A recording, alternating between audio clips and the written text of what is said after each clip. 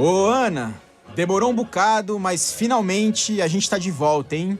Aleluia! Pô, Caju, eu vou confessar que eu tava com saudade desse seu ô, Ana. Tava sentindo falta mesmo dos nossos papos aqui. Eu também tava com saudade, Ana, de verdade. E agora que a gente tá de volta, né, com a segunda temporada do Trabalheira, você vai ter que me aguentar por esse e por mais 5 episódios, hein?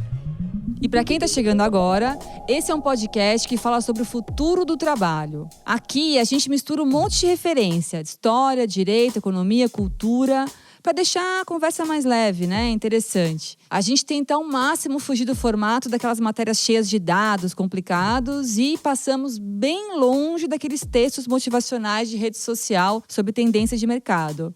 E olha, fora uma piada ou outra que de fato não funcionou, até que tem dado certo, viu?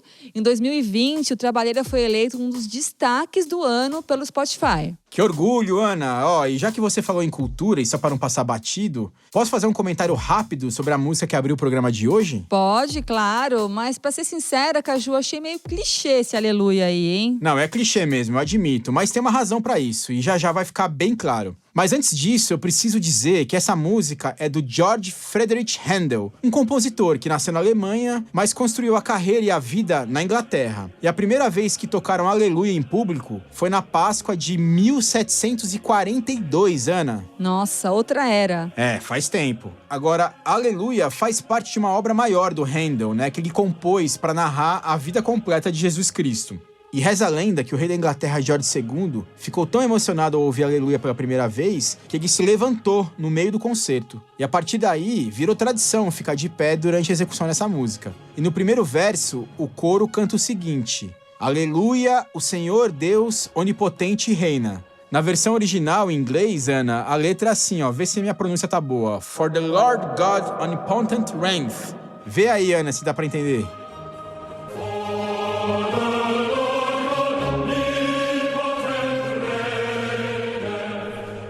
Nossa, não, é impossível entender. Aliás, eu não imaginava que essa música fosse em inglês. Jurava que era, sei lá, em latim. Eu também não fazia a menor ideia. Mas pegando o gancho da letra da música e trazendo a Bíblia pro nosso papo, você sabe que o Deus cristão, né, ele é onipotente, mas também é onipresente e onisciente. Ou seja, ele é todo-poderoso, ele tá em todos os lugares e ele também sabe de tudo. E isso tem tudo a ver com o tema do nosso episódio de hoje, né, Ana? Vigilância no trabalho. Nossa, você foi longe, hein, Caju? Mas acho que eu entendi. E eu tava lembrando também daquela ideia do trabalho como uma espécie de Deus, cultuado por todo mundo, da esquerda à direita, dos nazistas na Alemanha aos bolcheviques da União Soviética. A gente falou disso no 3º episódio da primeira temporada. Pra quem quiser ouvir, o título era Será que ainda vamos trabalhar menos? Muito bem lembrado, hein, Ana? Mas voltando ao episódio de hoje, o raciocínio é o seguinte: se as pessoas cultuam o trabalho como uma espécie de Deus, né? E aí a gente pode lembrar de ditados como Deus ajuda a quem cedo madruga, não é de se estranhar que o trabalho seja cada vez mais vigiado por sistemas onipotentes, onipresentes e oniscientes. Só que agora a gente está na era dos robôs, dos algoritmos e da inteligência artificial. E o que tem de software por aí, Time Doctor, Interguard, TerraMind, para controlar absolutamente tudo o que o funcionário faz no computador dele, né? Desde monitorar que programas ele usa, até detectar se ele pluga um equipamento qualquer na entrada USB. Olha, até Deus duvida, hein, Ana? E nesses tempos de pandemia, em que tantos levaram o trabalho para casa, fica bem tênue o limite entre controlar a produtividade de um funcionário e brincar de Deus, né? Nossa, Ana, que meda, hein? Pois é, e com essa nota de esperança, damos as boas-vindas ao primeiro episódio da segunda temporada do Trabalheira, um programa da Rádio Batente, a central de podcasts da Repórter Brasil. Eu sou a Ana Aranha. E eu sou o Carlos Juliano Barros, o Caju. E olha só, a gente tá nas principais plataformas de áudio. Segue a gente por lá. E só para vender um outro peixe, acessa também o nosso site, repórterbrasil.org.br/Rádio Batente. Lá tem a transcrição do programa e também uma lista das referências que a gente cita aqui ao longo da conversa.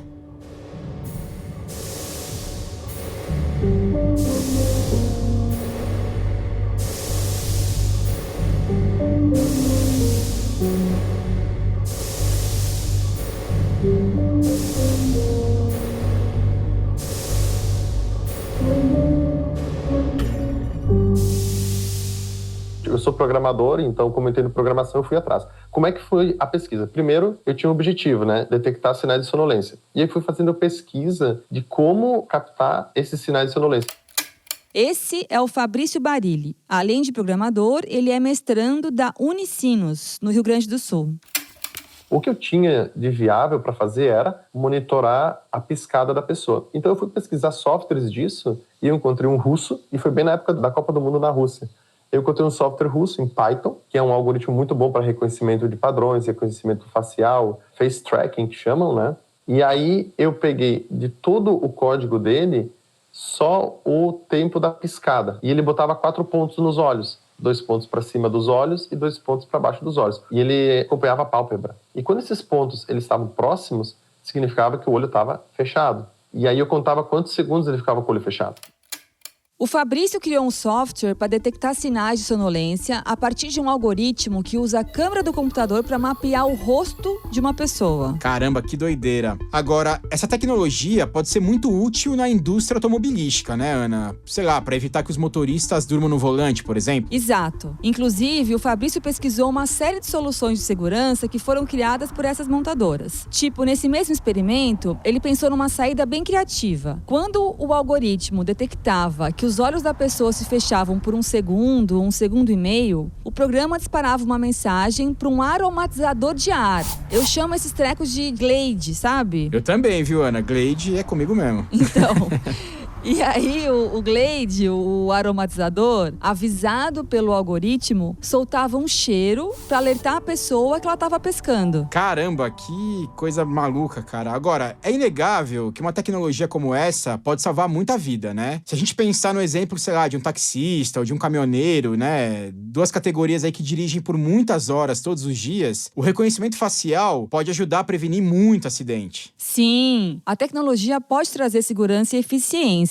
Mas a questão é que ela nunca para por aí. Quer dizer, elas são super importantes mesmo, né? Para aumentar a segurança e a produtividade. Mas também são cada vez melhores em vigiar as pessoas. Mas a vigilância no trabalho não nasceu com os algoritmos e a inteligência artificial. E para ficar ainda nesse exemplo dos motoristas, o tacógrafo, né, aquele equipamento que mede a velocidade e a distância percorrida por um carro, um caminhão, um ônibus, foi inventado no século XIX, Ana, já faz tempo. Caramba! Olha, outro clássico é o acorda-vigia, um aparelhinho muito usado nas portarias dos prédios. De tempos em tempos, sei lá, a cada meia hora, ele dispara um alarme que só pode ser desligado com uma chave que fica com o próprio vigia. É uma geringonça bem simples, que foi pensada para evitar que o cara durma durante a madrugada. Tô vendo aqui, Ana, no Mercado Livre tem oferta desse acorda-vigia por R$300, né? E azar da pessoa que cai no sono depois de emendar 3, 4 turnos num único dia. Nossa, e gente emendando 3, 4 turnos no dia é o que mais rola por aí, né?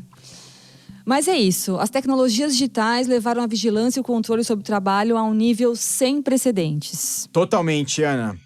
E tem uma professora famosa de Harvard, né, a Shoshana Zuboff, que aparece naquele documentário do Netflix, O Dilema nas Redes, que escreveu um livro muito interessante sobre esse assunto chamado Capitalismo de Vigilância. Para quem se interessar, o livro foi lançado no começo de 2021 aqui no Brasil pela editora Intrínseca. E saca só a comparação que ela faz, Ana. Ela diz que as tecnologias digitais são como marionetes, né? Só que toda marionete tem um mestre, que é responsável por controlar os movimentos do boneco. E quem seria, então, o mestre das tecnologias digitais? É o que a Shoshana Zuboff chama de capitalismo de vigilância. Quer dizer, é essa ideia de que as plataformas, né, e a gente está falando aí de Google, Facebook, Amazon, hoje em dia precisam extrair todo tipo de dado para prever e, mais do que isso, influenciar o comportamento das pessoas. E isso vale para todos os campos da vida, né? E o trabalho é um dos principais. Sim, e é aqui que entram os softwares de controle do trabalho. O Fabrício Barilli vem estudando como operam 3 desses programas: o Time Doctor, InterGuard e TerraMind.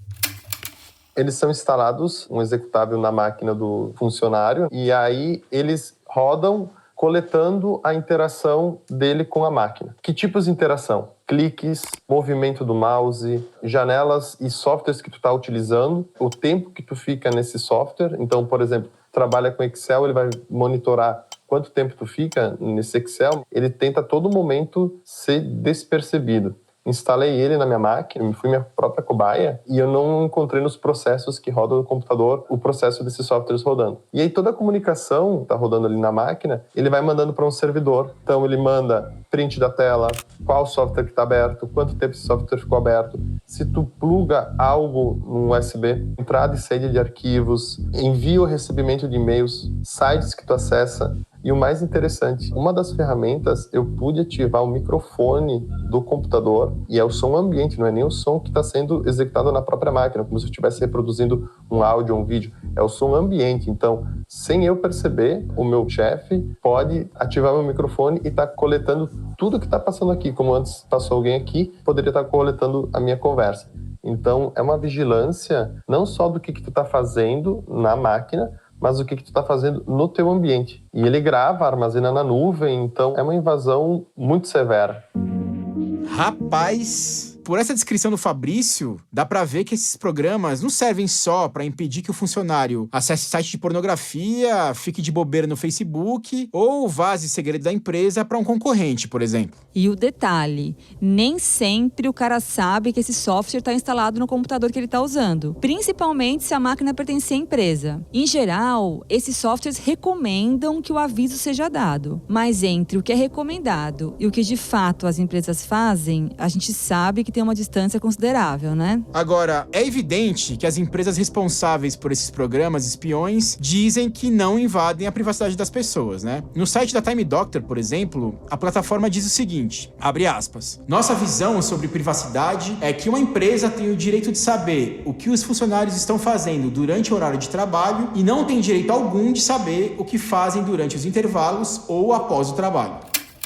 Eu acho muito difícil traçar essa linha tão clara entre o que seria a vida pessoal, vida psíquica e a vida profissional nesse tipo de monitoramento. Essa é a Fernanda Bruno. Ela é professora da Universidade Federal do Rio de Janeiro, a UFRJ, e pesquisa há anos o tema da vigilância.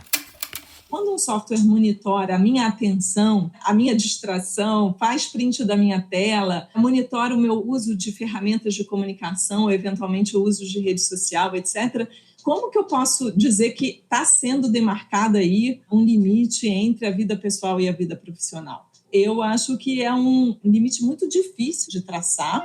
O modelo de gestão, a cultura de gestão de administração que justifica o uso desses softwares é uma gestão voltada para a otimização do desempenho, dos resultados, para a motivação dos trabalhadores. E o tempo inteiro essa cultura está dizendo para os trabalhadores que eles devem se engajar pessoalmente, emocionalmente, psicologicamente no trabalho, ou seja, que eles devem abandonar de alguma maneira essa fronteira do profissional e do pessoal e investir a sua criatividade, suas emoções, seus elementos pessoais motivacionais no trabalho. A ambiguidade está aí é que na hora de exercer o controle sobre esse trabalho, a empresa alega que não, estamos demarcando a fronteira entre o pessoal e o profissional. É um movimento um tanto quanto ambíguo.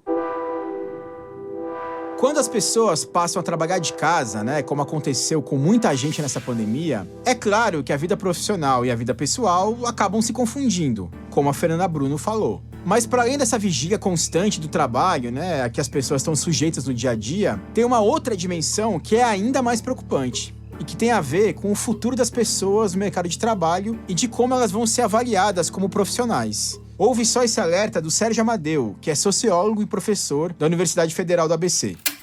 Você tem uma série hoje de informações que são armazenadas por esses softwares de produtividade no trabalho, mas que essa base de dados, de quanto tempo você leva navegando, quanto tempo você leva para preencher uma planilha, tantas outras informações que são coletadas da sua digitação, porque você está com esse software te controlando.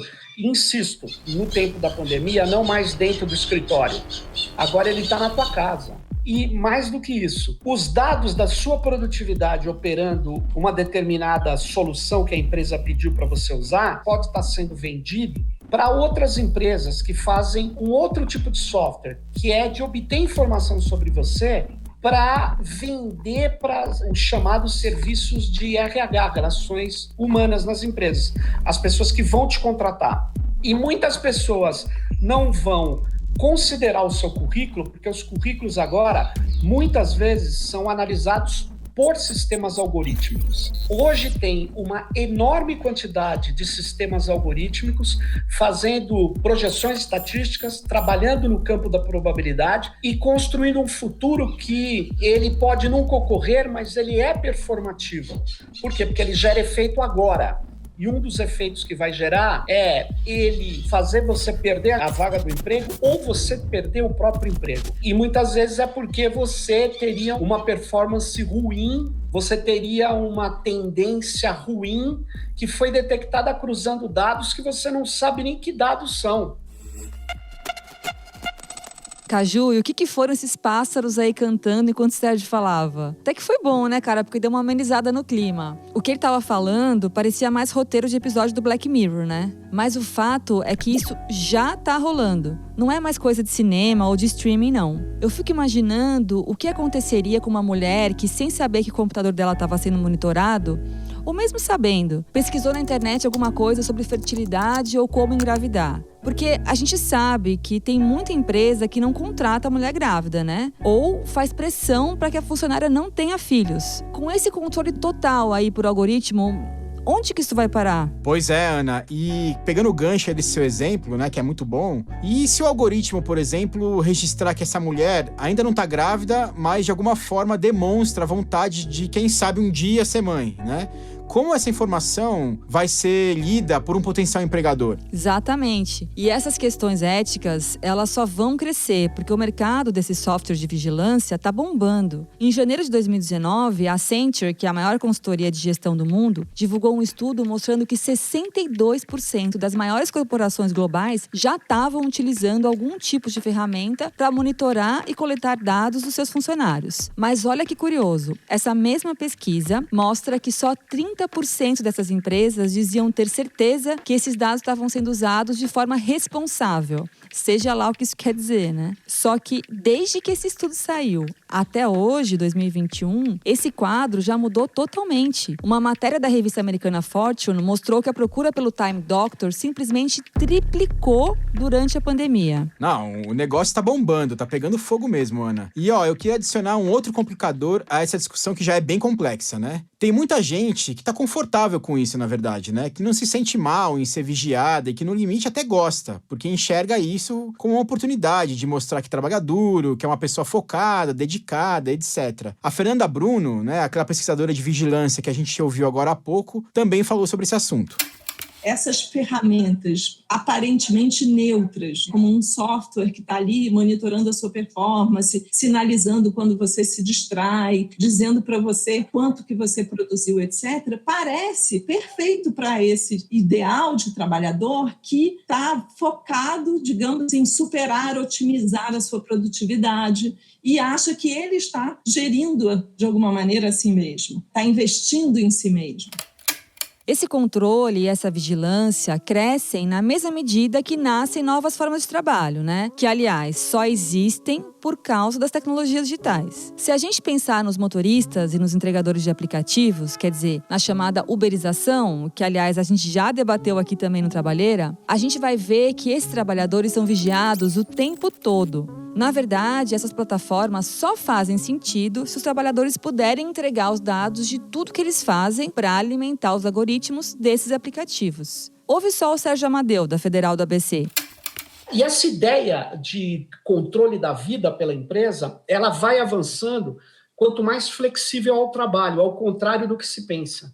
Por quê? Porque cada vez mais as pessoas ficam à disposição de contratos absurdos, contratos que invadem a privacidade das pessoas, que obrigam-as a trabalhar a qualquer horário ou em vários horários, porque o que vale é aquilo que ela se propõe a fazer no contrato e muitas vezes ela não tem escolha. É interessante demais essa aparente contradição que o Sérgio destacou. O trabalho está cada vez mais vigiado, apesar dele ser supostamente cada vez mais flexível. E aliás, por falar em falta de escolha, Ana, no próximo programa a gente vai falar daquela galera que também por falta de opção trabalha e é paga em esperança. Oi? Então, Ana, sabe aquele lance de trabalhar de graça ou quase de graça, né? Na esperança de, quem sabe, um dia abrir porta no futuro? Essa coisa, né? De jornalista, por exemplo, escrever um texto para um jornal ou para uma revista que acha que tá te pagando em exposição? Ah, sim, o tal do portfólio, né? Na linha do sinta-se contente pelo fato de ter esse espaço e colocar seu nome na assinatura. Exatamente, né? Quem nunca, né, Ana? Isso é super comum no mercado de trabalho de comunicação, mas não é só em comunicação que isso rola, né? Enfim, mas esse é o papo pro nosso próximo encontro. O Trabalheira é uma produção da Rádio Novelo para a Rádio Batente, a central de podcasts da Repórter Brasil. A coordenação geral é da Paula Scarpim. O roteiro original é do Carlos Juliano Barros, o Caju. O tratamento de roteiro é do Renan Suquevicius. A edição e a montagem são da Júlia Matos. E a nossa música tema é composta pela Mari Romano e também pelo João Jabassi. O Jabassi é da Pipoca Sound e também faz a finalização e mixagem do nosso programa. A coordenação digital é da Juliana Jäger. Boa! Até a próxima, Ana! Valeu, Caju! Até!